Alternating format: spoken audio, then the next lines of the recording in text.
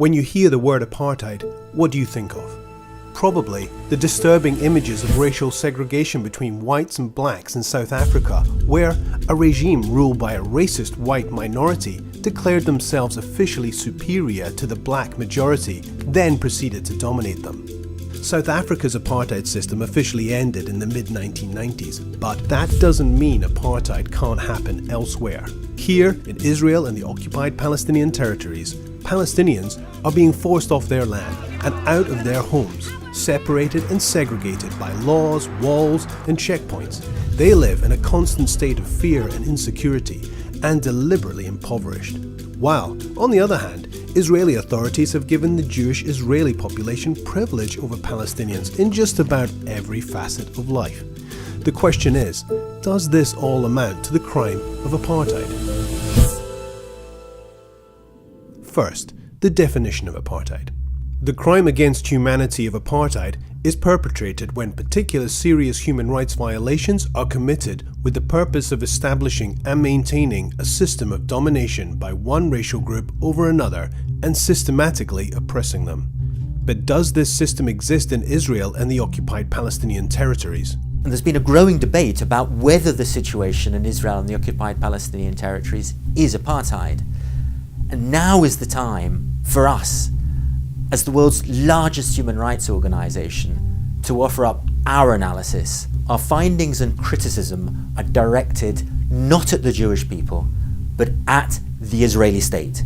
It's the Israeli state that put in place the policies that implement the laws and the practices that oppress Palestinians. Well, Israeli leaders have been clear about their intentions from the beginning. In 1948, just before he became the first Prime Minister of Israel, Ben-Gurion visited Lifta and other Palestinian areas near Jerusalem that were completely emptied of Palestinian residents following attacks by Jewish forces. He stated, "There are no Arabs, 100% Jews. If we persist, it is quite possible that in the next 6 or 8 months there will be considerable changes in the country, very considerable, and to our advantage." More than 70 years later, then Prime Minister Benjamin Netanyahu posted on Instagram that Israel is not a state of all its citizens, but rather the nation-state of the Jewish people and only them. So, it's no surprise that Israel built a system of racially discriminatory laws, policies, and practices that privilege only Jewish people. And Palestinians, well, Palestinians live there too. They were there before Israel was established. But, as we will explain, they've been trapped for decades in a system that treats them as a lesser, non-Jewish racial group.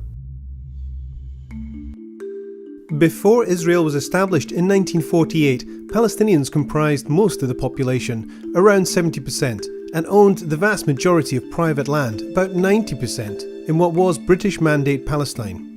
Jews, many of whom had emigrated from Europe, comprised around 30% of the population, and they and Jewish institutions owned about 6.5% of the land. The port of Haifa in Palestine lies shattered by bombs and strewn with dead.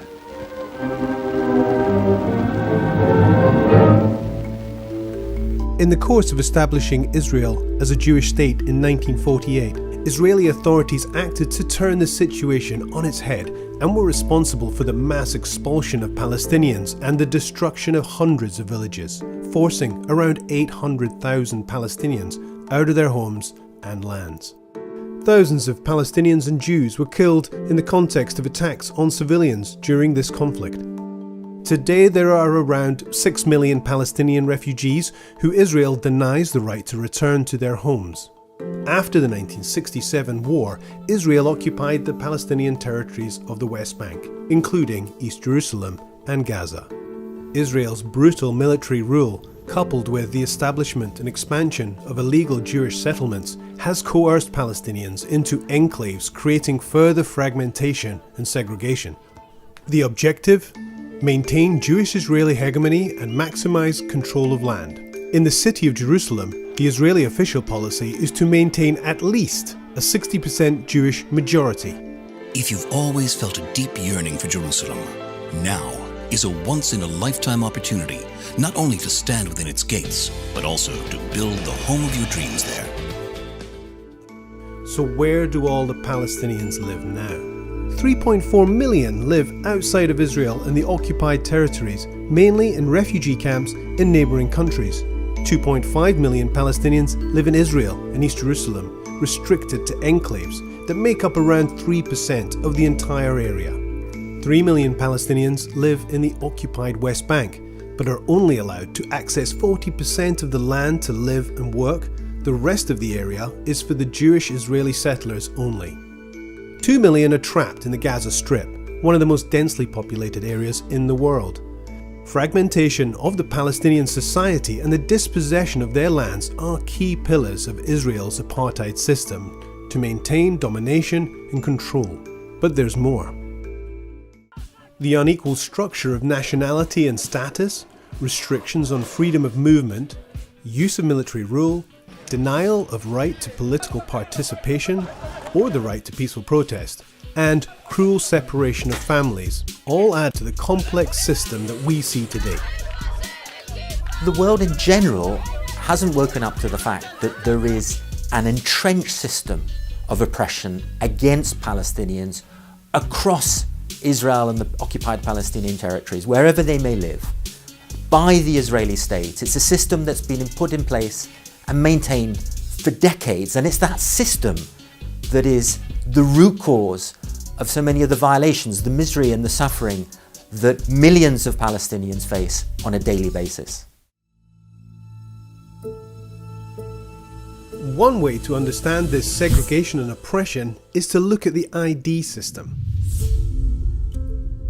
Jewish Israelis have only one ID card, with a status that grants them the rights to live almost anywhere they wish in the country. They can move freely with access to healthcare and vast resources. Palestinians, on the other hand, have 4 types of ID cards, if any at all. The kind of ID card you are given determines the level of rights you can enjoy and controls where you can go and what you can do. If you hold a green card, you are subject to military rule. And if you have a green card with a Gaza address, it means you're trapped in a 365 kilometre square open-air prison under Israeli military blockade in place since 2007. Israel controls what goes in and what goes out, from children's toys to medical supplies. 90% of the people have no access to safe drinking water, 47% are unemployed, 56% live in poverty. Palestinians with a Gaza ID are forbidden from going to Jerusalem in the West Bank, even if they have family there. Some people in the West Bank are considered to live there illegally and can be deported immediately to Gaza if found by the army, even if they have been in the West Bank for decades. Whereas, if you hold a green card which has a West Bank address, then you live here.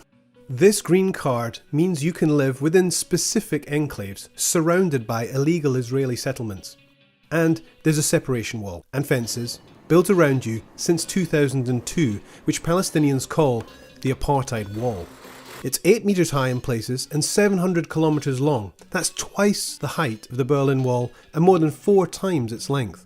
80% of it is built inside the West Bank, occupying even more Palestinian land. There are separate roads for Israelis and Palestinians, hundreds of checkpoints scattered throughout, not to mention the 54 years of occupation which has devastated the lives of millions of Palestinians. Palestinians with a West Bank ID can travel to Gaza or East Jerusalem, but only if they receive a permit from the military to do so. This blue ID is for Palestinians in East Jerusalem. They can travel to the occupied West Bank as well as to Israel, but they are not citizens of Israel. They have only been granted a residency status.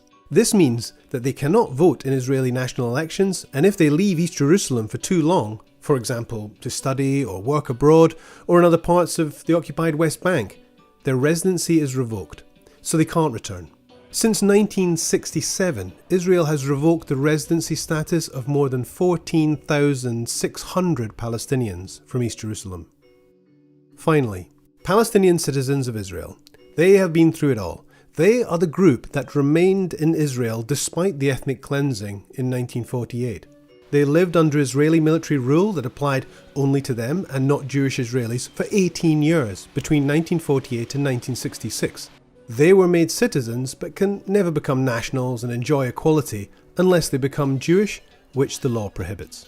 They are the only Palestinians who can run and vote in Israeli elections, and they can move relatively freely, but the inequality against them was never dismantled, and they face daily institutional discrimination, including as members of parliament. And if this complex ID system wasn't enough to segregate the Palestinian community, in 2002, Israel introduced a law that prohibits family unification. That's right, denying Palestinians the right to live with their loved ones if their ID cards are different.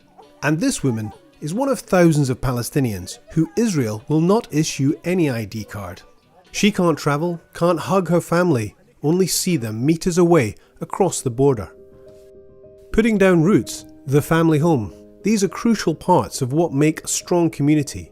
To make sure Palestinian communities can't develop any further, Israel has made it almost impossible to grant building permits for Palestinian homes.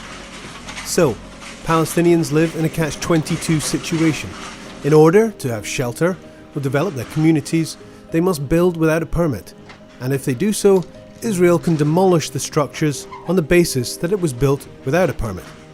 Right now, there are over 150,000 Palestinians currently living under the constant threat of demolition and forced eviction, many of them for the second or third time. In the West Bank, an average of 18 Palestinian structures were demolished every week in 2020. The same year, Israel issued 1,094 building permits for Jewish applicants, and only one for a Palestinian. This goes back to the heart of the issue. To maintain the state's character as Jewish, Israel systematically disadvantages Palestinians while privileging Jewish Israelis. This racist privilege has been enshrined in laws, policies and practices, and it enables Palestinian resources to be taken in order to economically benefit Jewish Israeli citizens.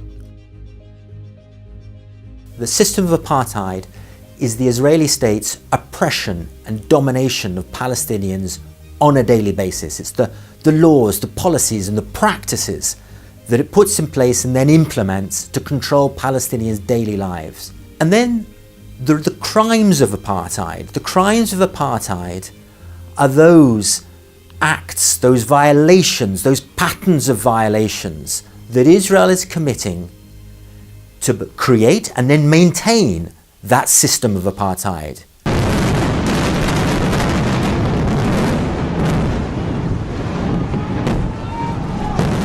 Amnesty International and other rights organisations have been documenting patterns of human rights violations and international crimes for decades. These are the most visible and violent part of this system. At the end of May 2020, 4,236 Palestinians were held in Israeli prisons, and 352, including 2 children, were held without charge or trial. Between September 2000 and February 2017, Israeli forces killed 4,868 Palestinians in the occupied Palestinian territories, including 1,793 children, outside the context of armed conflict. And Amnesty International is not aware of any case in which an Israeli soldier has been convicted of willfully causing the death of a Palestinian in the occupied territories since 1987. This imbalance of rights, justice and accountability is never more clear than when a Jewish Israeli life appears to have more value than a Palestinian's. Israel's apartheid and its cruel and prolonged strategies deliberately disadvantage Palestinians wherever they live. They cannot claim and enjoy equality with Jewish Israelis. Look, everyone can make a difference. Together, we need to speak out on behalf of Palestinians. We need to speak about the human rights violations that they are suffering. We need to talk about the apartheid, the system of apartheid to which they are subjected. Because by campaigning together, putting pressure on the Israeli state, we can have this system of apartheid dismantled. Join us, join our campaign. Everyone has the power to make a difference.